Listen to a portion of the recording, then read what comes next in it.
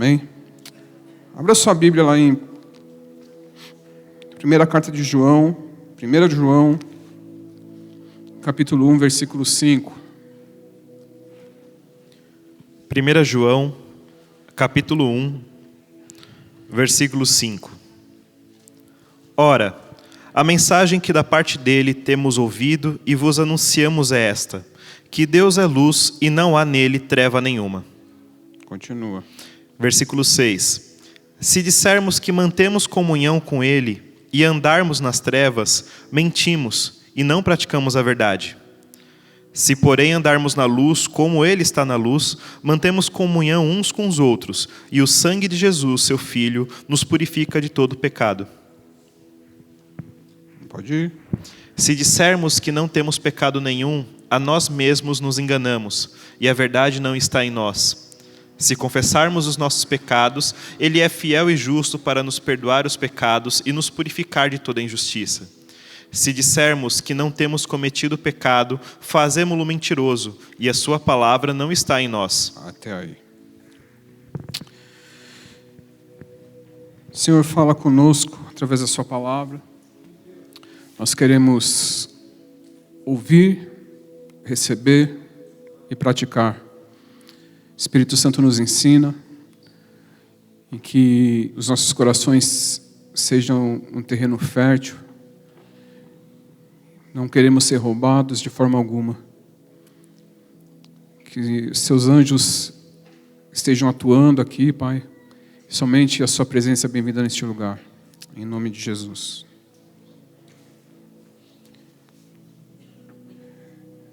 Quero falar algo bem simples, mas algo bem profundo.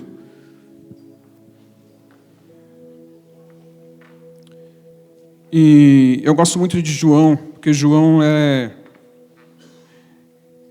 um daqueles caras que fala as verdades, mas ele mexe na ferida de uma forma bem delicada. E quando a gente percebe, ele está mexendo em coisas bem duras. E muitas vezes a gente nem quer que mexa.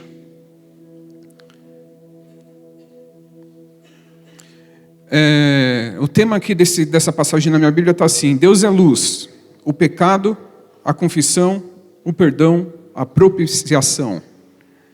Tem um título, subtítulo aqui. E ele começa falando assim: ora, a mensagem que da parte dele temos ouvido e vos anunciamos é esta, que Deus é luz e não há nele treva alguma.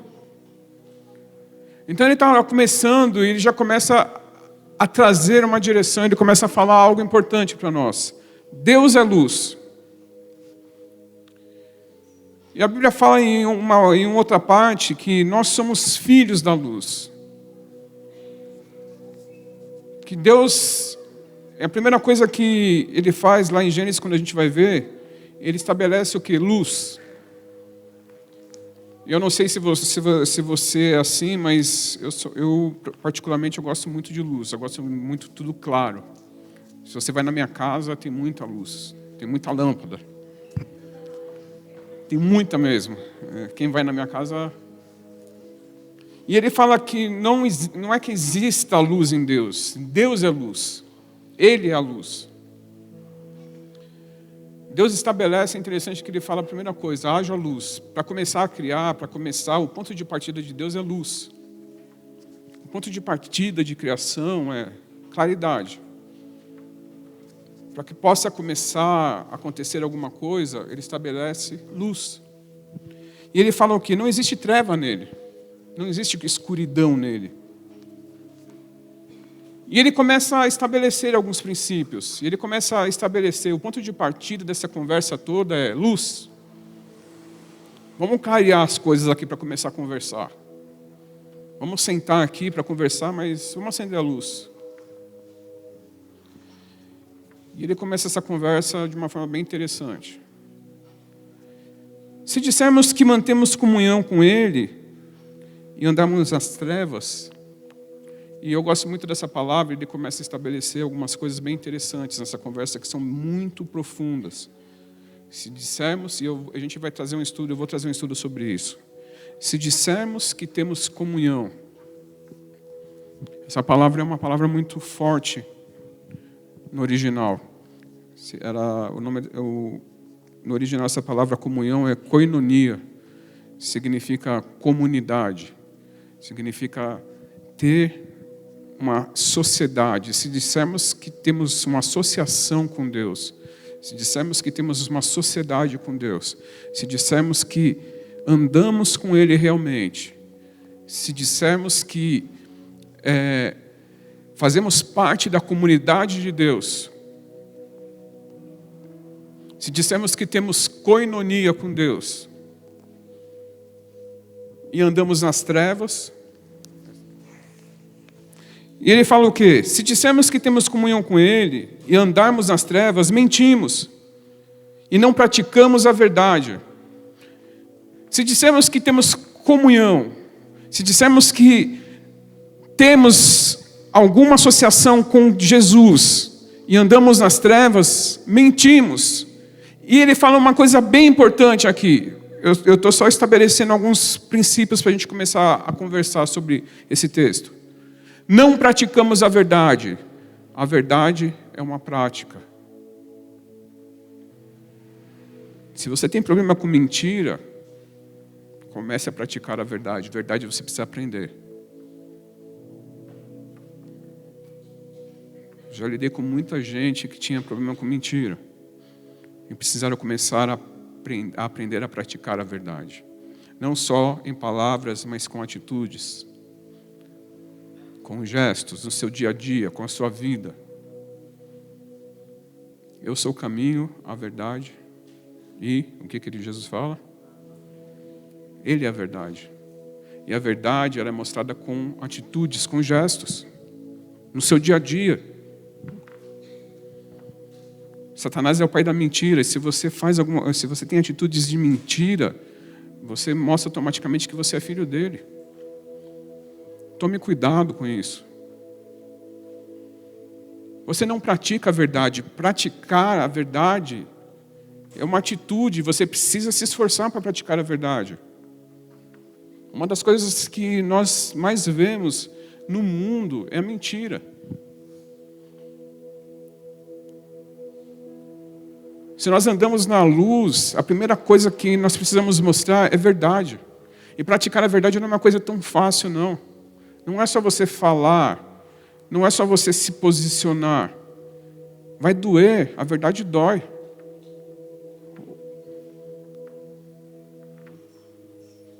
Por isso que uma dica para você praticar a verdade, aprenda comigo, fale pouco.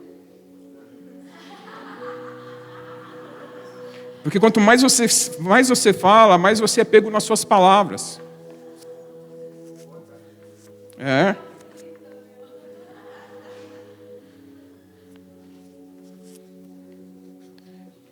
Porque quanto mais você fala, você vai ver, mais cedo ou mais tarde você vai ser pego naquilo que você fala.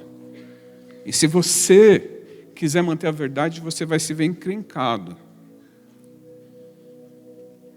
Porque você vai ser confrontado naquilo que você fala. Por isso que eu observo muito. E quando eu já falo com certeza de que mais cedo ou mais tarde, eu vou ser confrontado naquilo que eu falei. Se porém andarmos na luz como Ele está na luz, mantemos comunhão uns com os outros. Para termos comunhão uns com os outros, nós temos que estar na luz. Não dá para você andar no meio da escuridão e ter associação com o seu irmão, e ter comunhão com o seu irmão. Por quê? Se você tentar andar com mais um irmão ou outro irmão nas trevas, não tem como. Porque se você cair, você não consegue conduzir seu irmão nas trevas. Todo mundo cai junto. No escuro só acontece besteira. Se você levar seu irmão para o escuro, homem, o que vai acontecer? Nas trevas, num lugar escuro, você não consegue ajudar ninguém, nem você mesmo. Tudo tem que vir à luz, tudo tem que caminhar à luz. Se andarmos na luz, como Ele está na luz, mantemos comunhão. Não existe comunhão verdadeira nas trevas. Você não consegue ter uma amizade verdadeira com pessoas do mundo, com pessoas que estão nas trevas. É uma mentira você falar: meus verdadeiros amigos estão no mundo. Isso é uma mentira. Isso é ilusão, isso é engano. Na igreja só tem pessoas chatas, eles podem ser chatos, mas eles estão procurando andar na luz. Talvez essa chatice que você está sentindo é as trevas que estão em você. Porque a luz incomoda as trevas. O negócio talvez esteja em você. Não existe comunhão entre trevas e luz. Não existe comunhão entre Cristo e Belial. Mantemos comunhão uns com os outros. O que acontece quando andamos na luz? Andamos em verdade, não seremos perfeitos nunca. Mas qual é a consequência? O sangue de Jesus Cristo, seu Filho, nos purifica de todo o pecado. Aqui eu quero começar a falar algumas coisas. Só Jesus, só o sangue de Jesus nos purifica. Quando andamos na luz, existe comunhão. O que isso quer dizer? Existe uma associação, existe um entendimento, existe uma ajuda mútua. Eu posso ajudar meu irmão, eu posso te ajudar, você pode me ajudar. Quando andamos na luz, eu posso enxergar o seu defeito e você enxerga o meu. O que isso faz? Faz com que eu entenda que eu não estou sozinho, mas faz com que eu enxergue o seu defeito, mas você vai enxergar o meu também. E faz eu entender o quê? Que eu sou pecador e você também é pecador. Que eu sou falho e você é falho. Você não pode me julgar, eu não posso te julgar. Todos somos falhos. A luz mostra isso.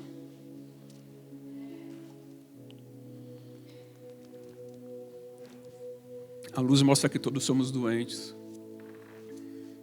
Não mostra que eu sou melhor que você, nem que você é melhor que eu.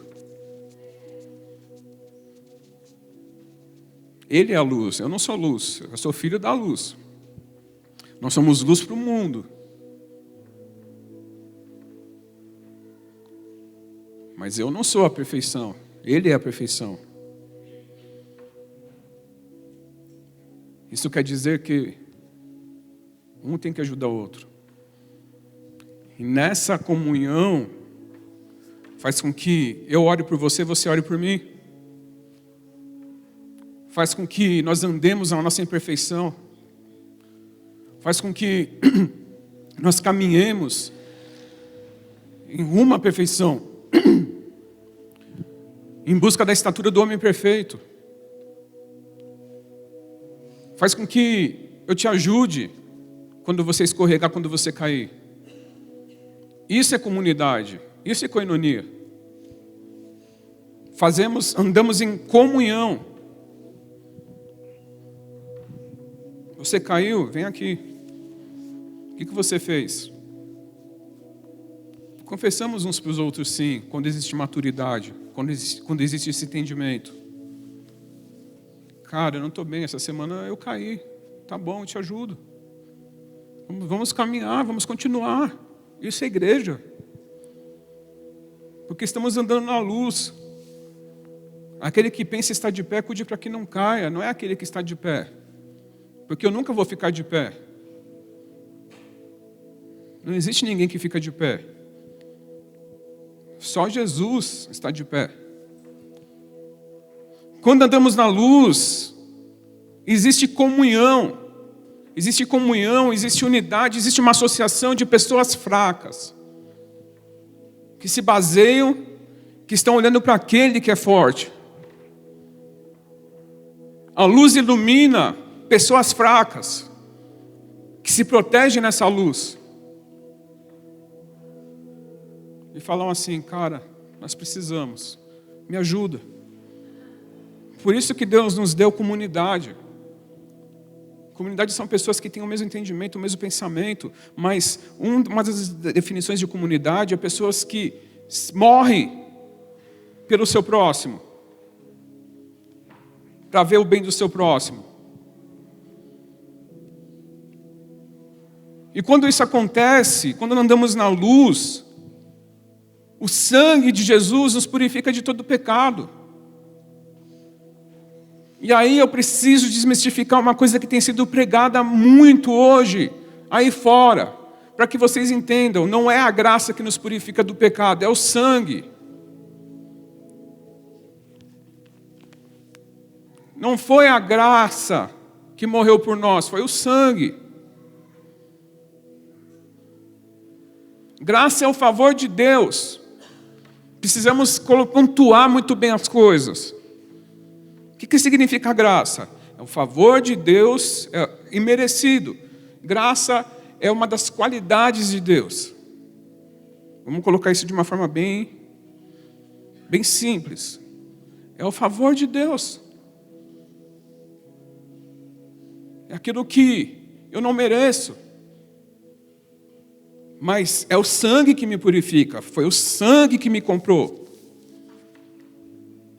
Então, que me limpa do pecado, que me faz ser aceito por Deus, é o sangue de Jesus. O sangue de Jesus me purifica de todo o pecado. Precisamos entender isso. Todas as vezes que eu peco, o que me torna limpo é o sangue. Então eu não vou pedir pela graça, eu vou pedir pelo sangue. Continuando. Se dissermos que não temos pecado nenhum, a nós mesmos nos enganamos. E a verdade não está em nós, Jesus não está em nós, porque Ele é a verdade. Todos nós somos pecadores. Você pecou antes de chegar na igreja. Eu pequei antes de chegar na igreja. Pastor, você pecou? Pequei.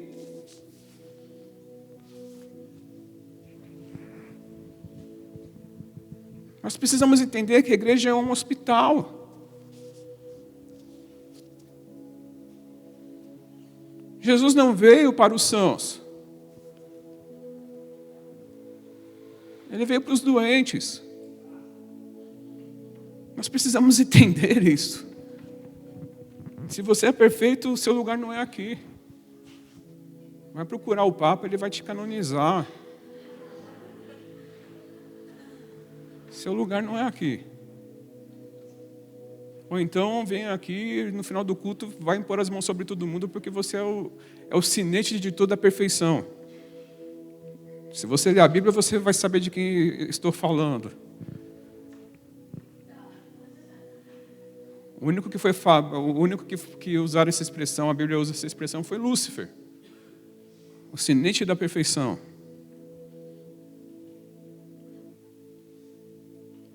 Todos nós pecamos, sempre pecamos, nascemos em pecado. A diferença agora é que somos pecadores, mas que somos perdoados todas as vezes que pecamos. Antes pecávamos e tínhamos um destino, que era o inferno. Agora pecamos, mas temos um advogado fiel e justo, que nos perdoa. E temos um destino que é o céu.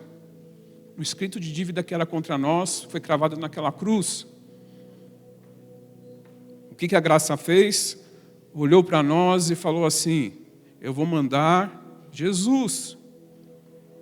É o favor de Deus, olhando para nós inimigos e falando assim: eu decido amar esses daí, que não valem nada, são um lixo, mas eu quero tornar filhos. É esse amor que não dá para entender. É olhar para um ladrão da cruz e falar assim: você vai entrar no céu comigo hoje. Você estava zombando de mim, porque num dos evangelhos fala que os dois estavam zombando dele. Mas em um determinado momento, um deles toma uma consciência. Eu nem sei se é consciência, eu acho que ele, num momento de desespero, fala: eu vou tentar alguma coisa com esse Jesus aí. e fala, ainda hoje você vai estar comigo no meu reino, você vai entrar.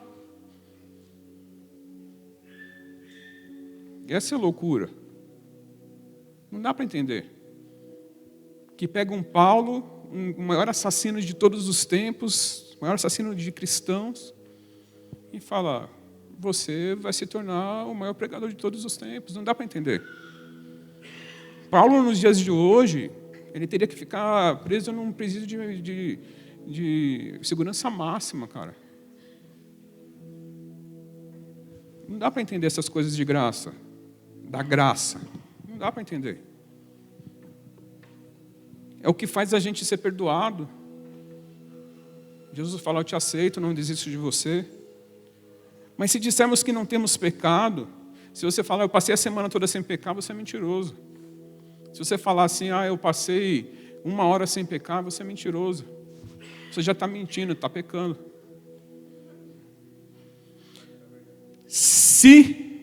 Aí que eu gosto, aí a gente já começa a ver condições. Nós sempre seremos perdoados, mas o perdão é condicional. Se você confessar. Se você quiser.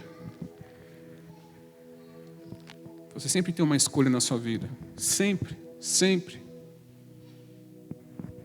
Deus te ama, mas esse amor não é opressor. Se você quiser. Se confessarmos o nosso pecado.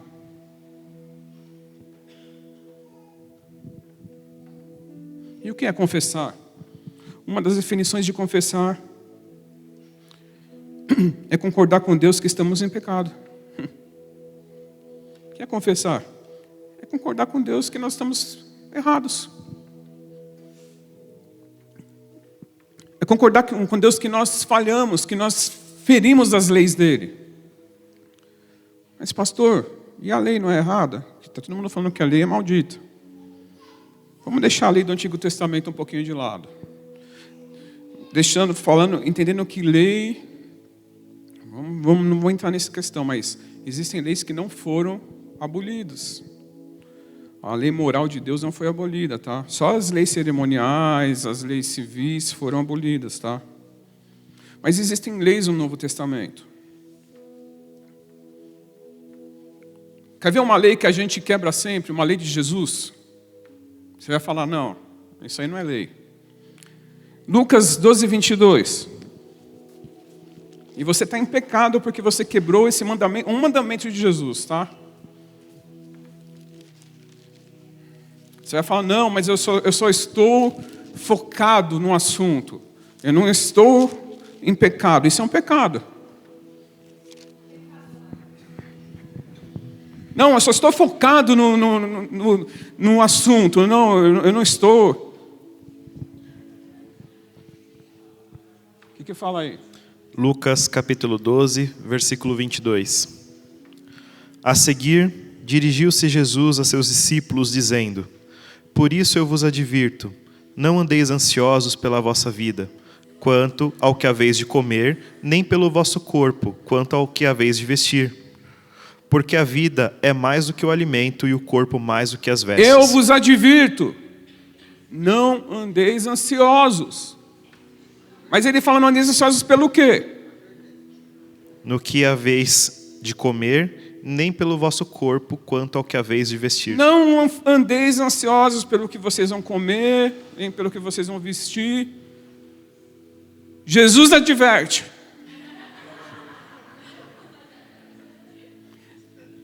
Não fiquem ansiosos pela comida, nem pela roupa do corpo.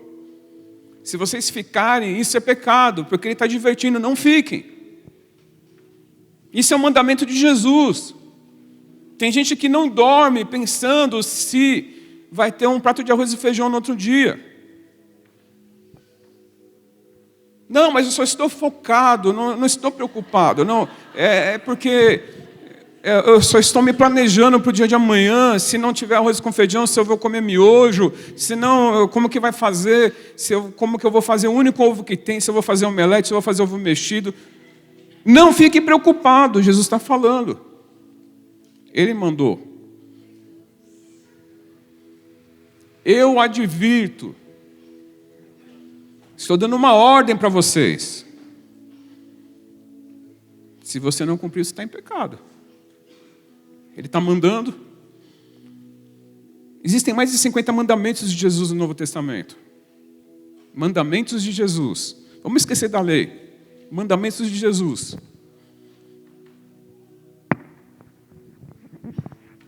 Pecamos. O que é pecar? Errar o alvo.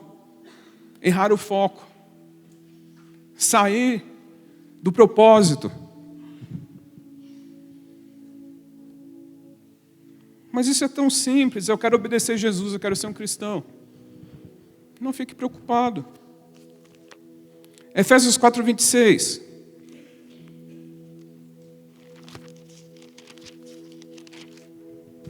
Tentando ser rápido, tá? Efésios. Não, mas eu não. O que fala aí? Capítulo 4, versículo 26. Irai-vos e não pequeis. Não se ponha o sol sobre a vossa ira. Eu não estou irado, eu só estou indignado. Não, eu não fiquei. Você tem que entender, eu fiquei indignado, eu não fiquei irado. Não estou com raiva, não estou furioso. É só uma indignação santa. Tem gente que espiritualiza a coisa ainda. Não peque. Se deixar o sol se pôr sobre isso ainda, você vai criando uma raiz dentro de você, que você vai trazendo outras coisas. Se passar mais de um dia, 2, 3, 4, cara, isso daí vai... Você vai precisar passar por cura interior. Libertação. Daí você começa a maquinar as coisas.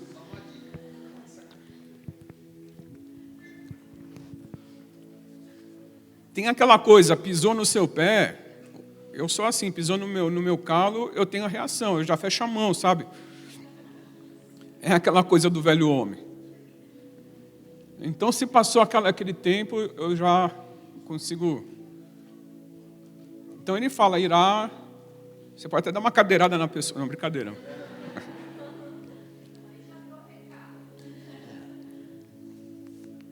Tem um momento de explosão, ninguém é sangue de barata, ninguém.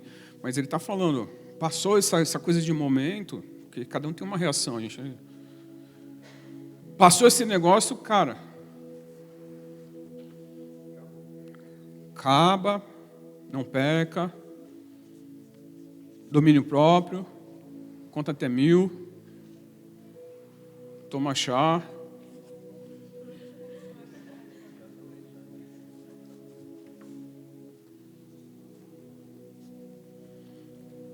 Colossenses 3:8.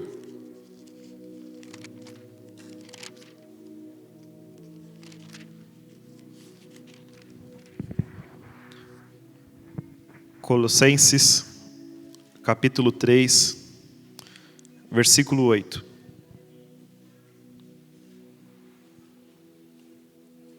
Agora, porém, despojai-vos igualmente de tudo isso: ira, indignação, maldade, maledicência, linguagem obscena do vosso falar. Até aí. Ele vai falar em cima que vocês andavam de uma forma antigamente. Ele dá uma lista de coisas. Mas eu só quero falar de uma coisa. Tem gente que fala assim, não tem nada demais falar um palavrãozinho. Escapa de vez em quando. A boca fala do que o coração está cheio.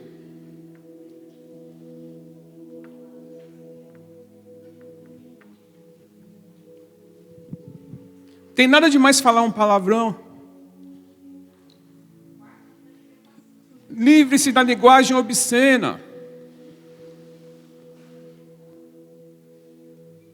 Cara, reconhece que você pecou. É mais fácil. Confessa. Confessar, reconhecer, concordar com Deus que você está errado. Se você for ver a Bíblia, tem um monte de coisa. Linguagem obscena, na original, é linguagem de de baixa qualidade. Está falando de palavrão mesmo.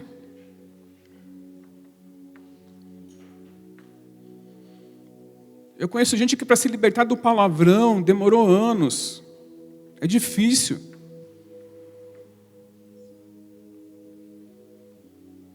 Não tem nada demais. Todo mundo fala, solta. Não. Reconhece. Deus já perdoou tudo, então eu não preciso confessar. Precisa. Se confessarmos, não quer dizer que Jesus já pagou tudo. Não. Se confessarmos os pecados, daí tem o quê? Uma coisa maravilhosa. Ele é fiel e justo para nos perdoar e nos purificar. Todas as vezes que nós pecamos, se nós confessamos, Ele é fiel, Ele vai nos perdoar. Pastor, mas eu pequei 1000 vezes. Confessa 1000 vezes. Não importa quantas vezes você vai cair num processo de restauração. Pode demorar, 1 milhão de vezes. Teve coisas na minha vida que foram, quantos pedidos de perdão. Eu perdi as contas. Às vezes eu chegava rastejando na presença de Deus. Às vezes eu chegava com vergonha. Às vezes eu chegava rebelde e falava: Deus, não acredito mais que eu vou ser restaurado. Eu não tinha mais tinha vezes que eu não tinha nem esperança mais. Tinha vezes que eu nem acreditava. Tinha vezes que eu nem acreditava na palavra que Deus poderia me perdoar. Tinha vezes que eu chegava com tanta culpa que eu falava: Deus. Tinha vezes que eu chegava com tanta confiança que eu falava: é a última vez que eu vou pecar. Te dou minha palavra. Se eu cair mais uma vez nesse pecado, pode riscar meu nome do livro da vida.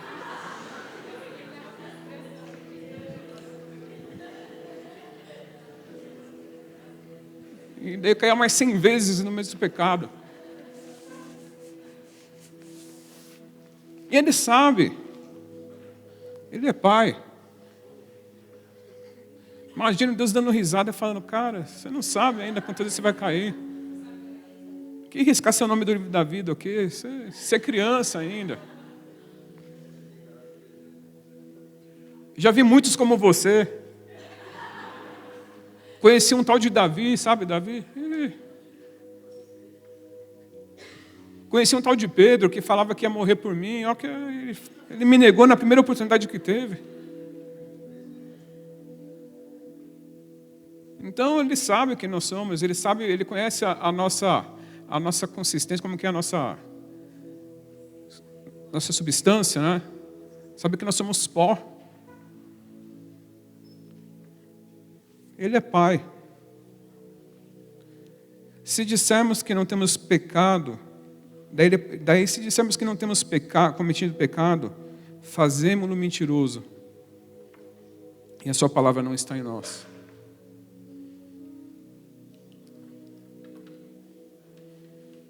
Precisamos entender uma coisa. Não desista de você mesmo. O único que pode sabotar os planos de Deus na sua vida é você mesmo.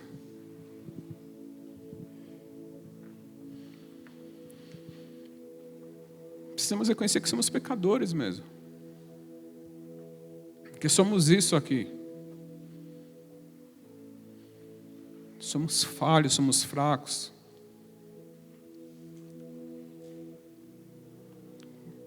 Perto de Deus, eu estou lendo um livro do Otmani. Ele fala que, para tentar fazer uma comparação, para tentar trazer um entendimento, para que a gente possa entender um pouco de Deus.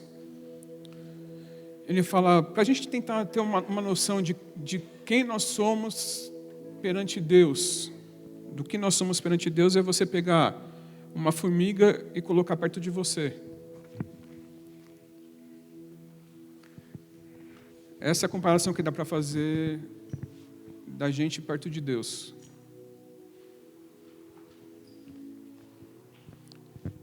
E exatamente isso. E esse livro ele é bem interessante, que ele começa explicar a razão da nossa existência, e é bem filosófico esse livro. Ele fala, pega uma formiga, coloca perto de você, e tudo que você poderia fazer, todas as possibilidades que você poderia fazer com a formiga. Você pode pegar ela, colocar de um lado para o outro, você pode esmagar ela com seu dedo, você pode soprar ela. Ele falou, é o que Deus pode fazer com a gente. Ele falou, dá para ter uma noção do que Deus pode fazer com a gente.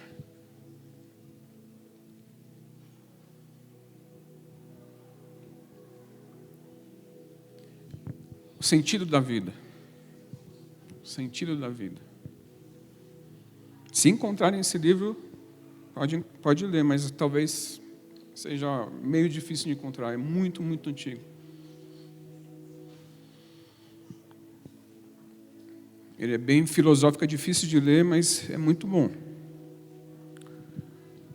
E entenda uma coisa, todos somos pecadores, todos somos pequenos, falhos, somos fracos, mas Deus nos ama. Precisamos entender que estamos andando em comunidade, a igreja é exatamente para isso. Um dos papéis da igreja é fazer com que pessoas fracas caminhem juntas. Temos pensamentos diferentes, temos gostos diferentes, somos seres individuais, únicos, impressões digitais únicas. Vocês são únicos, exclusivos, mas fazemos parte de um corpo. Deus te ama, Ele conhece seu nome, Ele conhece seu endereço, Ele sabe quem você é. Mas nessa fraqueza toda, quando nós andamos juntos, nós somos muito fortes. Precisamos entender que precisamos uns dos outros. Precisamos entender que não somos melhores. Você precisa entender que você não é melhor que seu irmão não é melhor que você.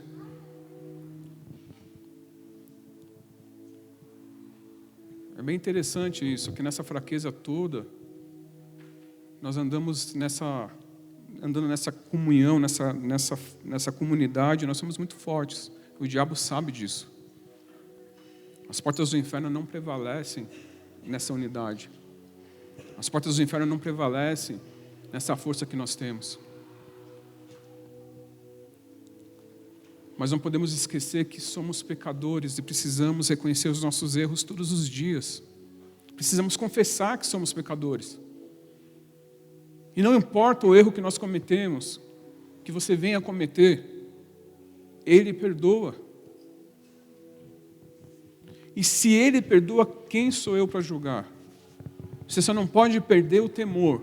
Você só não pode perder a vontade de mudar.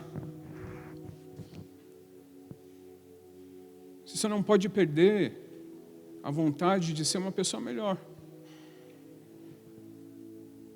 Tem gente que desiste no meio do caminho. Não desista, porque Deus nunca desistiu de você, nunca vai desistir, nunca. Deus nunca desistiu de mim. Teve coisas que demoraram 7 anos da minha vida. Teve coisas que demoraram 10 anos da minha vida. E eu pensava, cara, eu nunca vou mudar. Eu pensava, teve coisas que o processo de Deus assim, eu falava, Deus, se Ele existiu já, né? Ele falava, não. E tem um livro, para terminar, tem um livro do Brennan Manning que ele fala que, eu gosto muito disso, ele fala que cada vez que nós caímos, não é uma vez a mais que nós caímos, mas é uma vez a menos para Deus, até nós nos tornarmos livres daquela situação. Deus vê como uma vez a menos, nós vemos como uma vez a mais. É muito, muito, muito forte isso. Quando eu li isso, eu falei, cara, Deus sabe quantas vezes nós precisamos cair, quantas vezes nós iremos cair até nós nos tornarmos libertos. Então não desiste. Continua. Feche seus olhos um pouco. Pai, eu peço que a sua luz ilumine cada parte do nosso interior.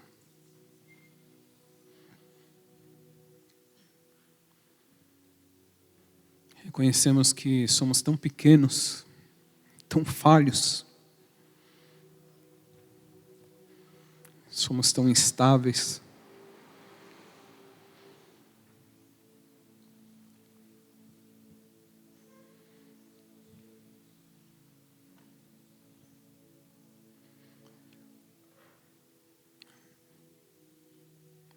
Precisamos tanto do seu perdão, porque pecamos todos os dias, a todo momento.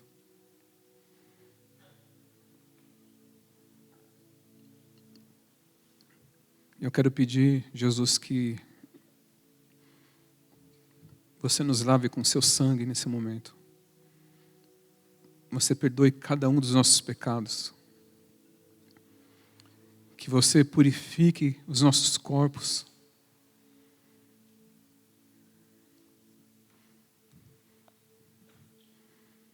Porque queremos andar na luz. Queremos ter comunhão com você, queremos ter comunhão uns com os outros.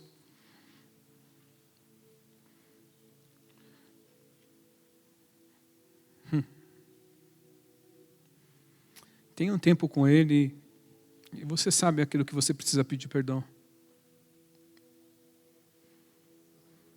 Espírito Santo, trabalha em cada coração nesse momento.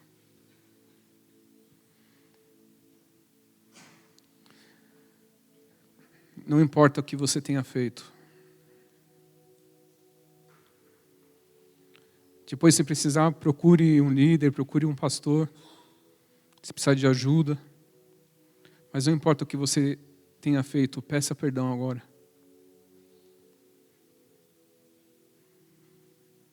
Ele é fiel e justo.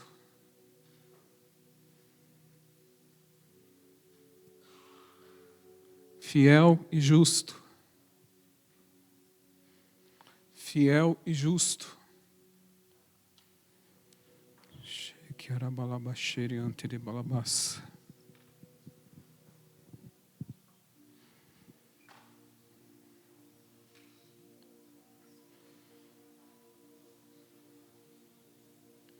Fiel e justo.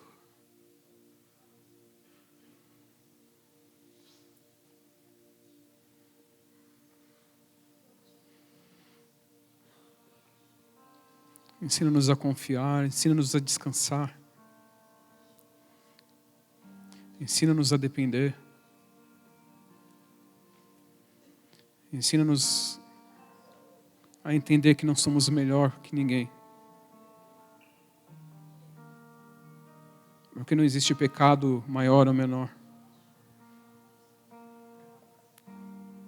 Existe apenas pecado.